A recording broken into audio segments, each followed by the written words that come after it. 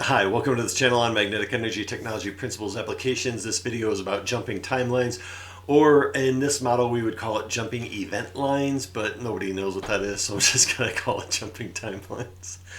And this is highly unconventional information, and this goes way out there. This relates indirectly, this topic relates indirectly to this model, so and if you don't like crazy out there stuff, please don't even watch because it's just going to piss you off probably.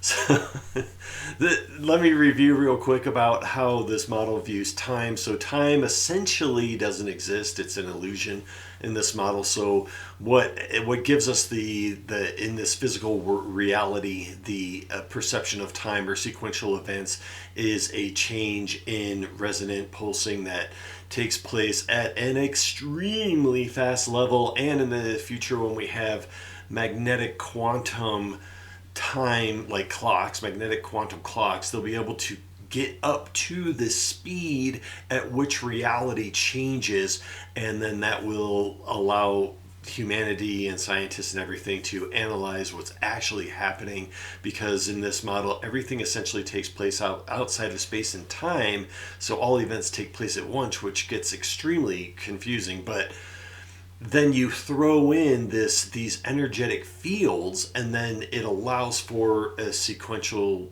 event process to take place, which is cool, I guess. It kind of gives us, it helps living be a little easier, doesn't it?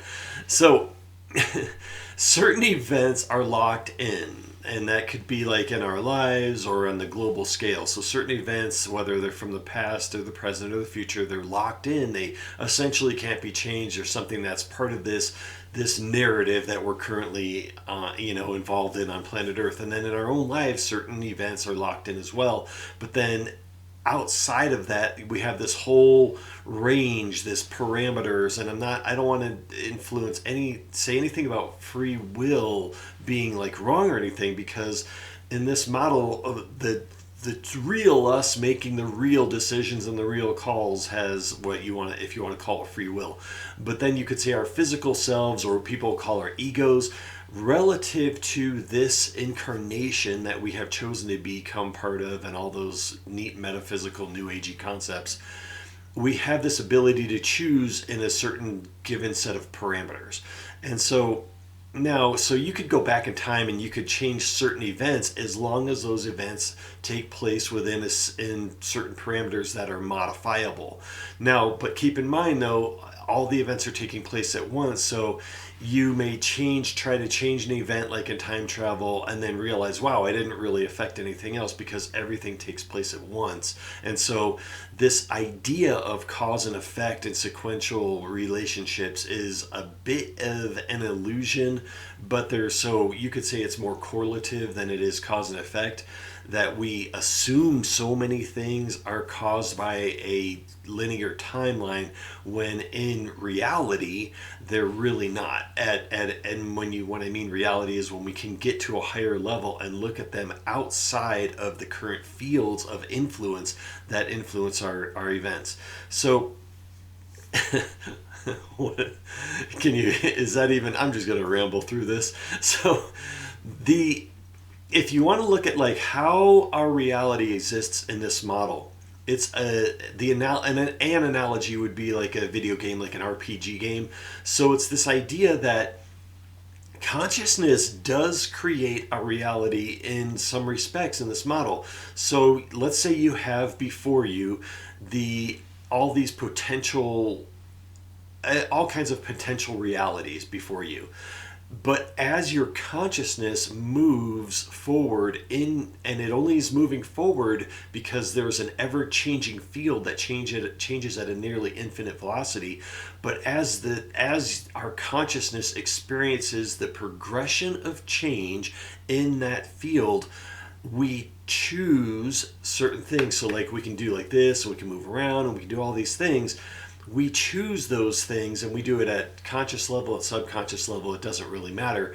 But it's that consciousness chooses that particular set of reality, that formation of reality, and it does it at a nearly infinite velocity, so that everything complies with making it look like like we are basically like choosing our path.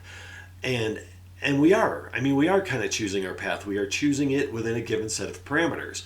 But it's also that the consciousness of us is essentially creating and formulating that path as we go, if that makes sense. So there's does that make any sense? I don't know. So this idea of jumping timelines is going, or event lines, is going to become actually really commonplace in the next few years.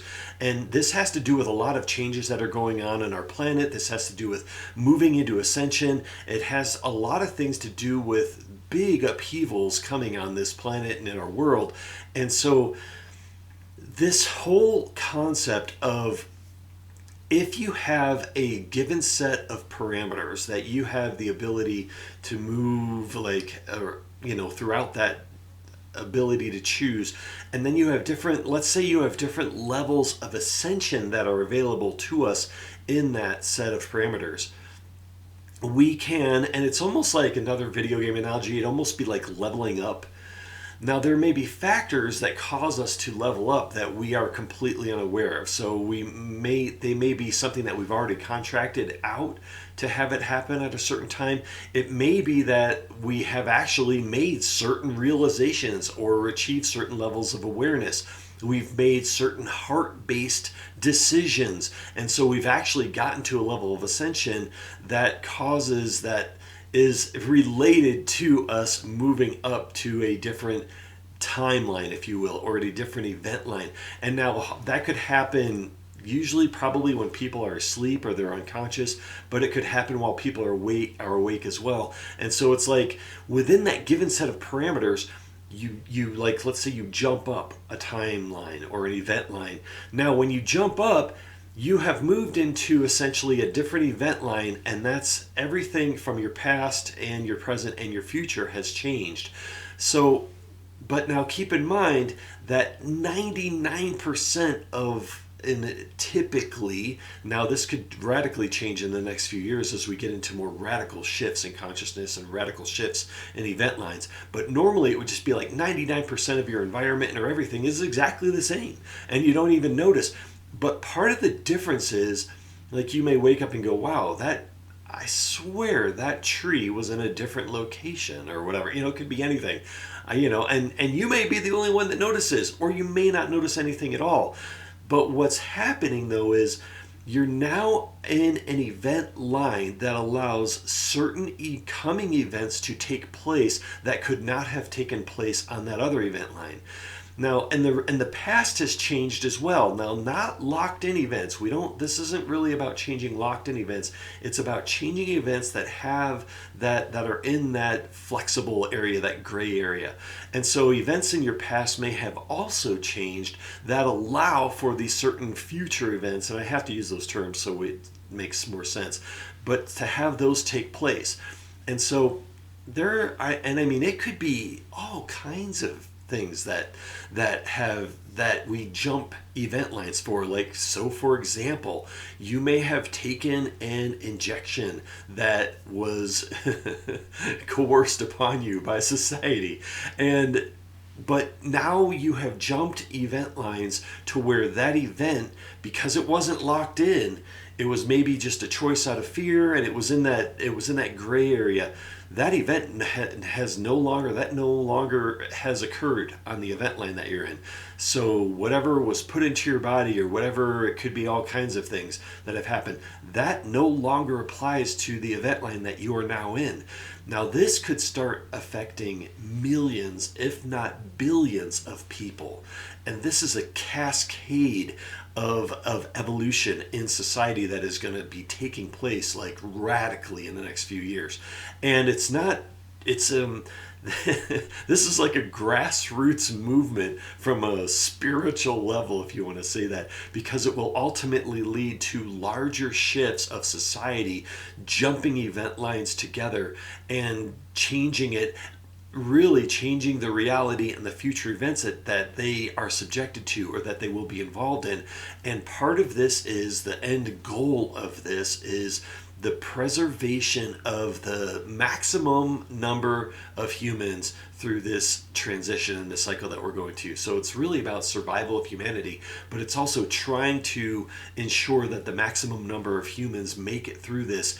And it's also, it gives us this opportunity, not that we can force this to happen. It's not like we can, I mean, you could if you had the technology, but you can make yourself open to this happening in your life. And a lot of it is based on, and it sounds hokey, but whatever you can do to raise your vibration or to raise your level of consciousness or to, get a level of ascension. And that could be embracing new philosophies, or it could be making heart-based decisions. It could be doing something kind for someone. All those fun, hokey things. And it's like all of a sudden, making a loving decision isn't such a ridiculous or not insignificant thing anymore. Because if that is that final draw or that final event that takes place for you to essentially up level and jump timelines or jump event lines, that could lead to very significant events in your future and in all of our futures that change our whole path and our whole lives and open doors that were not even available before. And it could be opening up to higher levels of awareness, consciousness, and that could be leading to different jobs. It could lead to different income. It could lead to change in location of where you live. It could be all kinds of things that happen as a result of this jumping of timelines or this jumping of event lines. So really, this is a huge call to just stay open to trying to make your energy in ascension, and just, it's not like we can force it to happen, but we can at least provide all of the variables that we can that are at our ability to choose, and really just provide the correct environment for that jump to take place. And then if it's meant to take place, it will. And most of the time, people aren't even going to be aware that it's happening. But there will be times when you go, whoa, that is really different. That was, that's a different part of that has changed. And it's kind of like your own mini little mandala experience where something has changed that was different before in your life, but now it's new and you've jumped event lines, and now there are events coming forward like that you'll be coming into that are now possible that were not possible before. And as we move through this transition and through this progression and through this levels of ascension, we're going to be jumping lots and lots of timelines and lots of event lines. And that whole cascading effect will really ripple out throughout societies and throughout the world, where people will simultaneously be jumping together. And whether they know it or not, or they're aware of it or not, but as we get higher and higher in some sort of like global awareness or universal consciousness, more of a heart-centered like awareness, we will start realizing that we are doing it, and we will engage in the process even more. And so that we will make decisions, we will adopt philosophies, we will adopt principles, and it could even be new scientific principles that incorporate more neutral thinking or balanced thinking, or incorporating those type of ideas into our consciousness. And we will engage those and jump event lines with a greater degree of consciousness, if that makes sense. And so please send in questions on this, and if you've had any experiences like that, of course, please send them in, and I will do my best to try to answer any questions that you come up with. But definitely stay open to meditating on this. Stay open to the idea that it is possible, because it's not only is it possible, it's probable, and it becomes more probable as we move closer and closer to these huge transitions. And so thank you for watching, and I will see you next time.